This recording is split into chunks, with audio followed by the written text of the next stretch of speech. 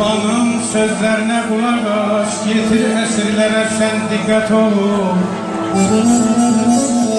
Unutma ki biz konağız dünyadan gelir, ömrümüzden her saat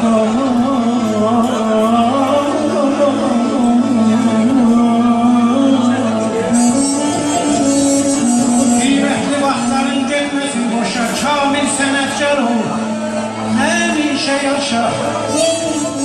Namusla ömrünü vurcunan başa, el sənə bəsləsin məhəbbət ol.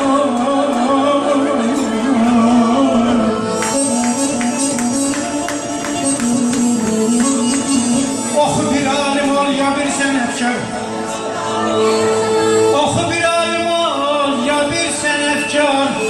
Öyün sənətinlə eylə iftixar, yazıb yaratmağın qalsın yadigar. Yaşadır adamı iş sənət oğul, yaşadır adamı iş sənət oğul. Aşıq sevgiyə gələcək sabah,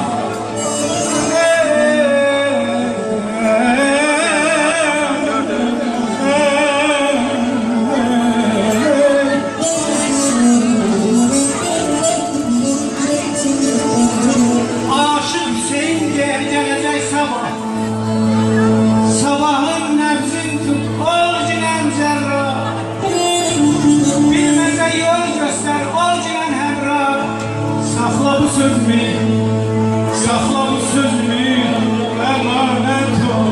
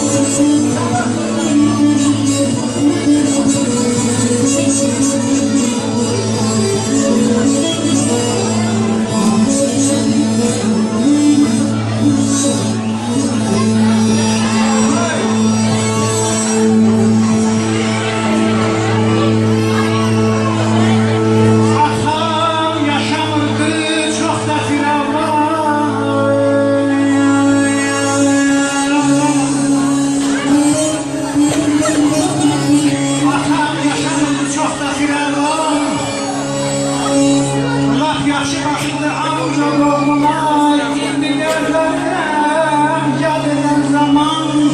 Bəs niyə köməyin dəymər yola, bəs niyə köməyin dəymər yola.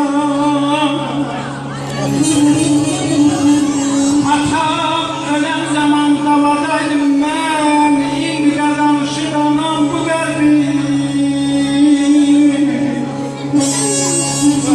Atam ölən zaman davadaydım mən, indi də danışır anam bu qəlbi. Bir son nəfəsdə söylədi bilən, nə olur gəlsə məni xilas edərdi. Daxması köhnəydi qocan nəqəmi.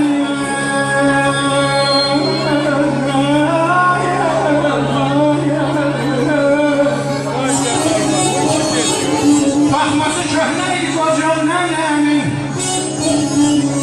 Bütün dərdlərini açardı mənə. Deyərdim böyüyüm yox olar gəlir sənə, yaxşıca ürək qurarından. İndisə əlində hər imkanım var, bir daha qaydan deyil o vaxtlar. İndi nə atam var, indi nə atam var, nə də ki anam. Gül səslə balıq demək istəməm, eşitsin səsi qoy bütün canım.